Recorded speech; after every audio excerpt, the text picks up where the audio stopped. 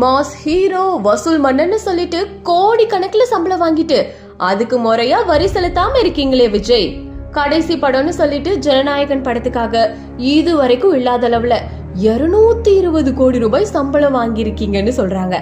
அது மட்டும் இல்ல, ஆடியோ லான்ச், FDFS டிக்கெட் சேல்ஸ்லயும் ரசிகர்கள் கிட்ட இருந்து எவ்வளோ முடியுமோ அவ்வளோ வசூல் பண்ணிட்டு உங்களை நீங்களே பாக்ஸ் ஆபீஸ் கிங்னு சொல்லிட்டு இருக்கீங்க.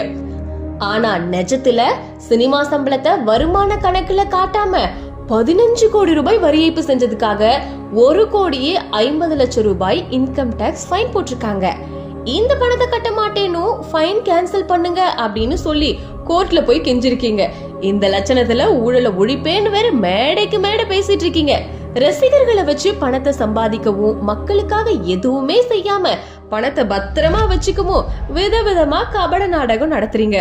முறையா அரசாங்கத்துக்கிட்ட வருமானத்தை காட்டாமலும் அதுக்கான வரியும் செலுத்தாமலும் ஏமாத்திட்டு இருக்க நீங்க ஜனநாயகனா விஜய்?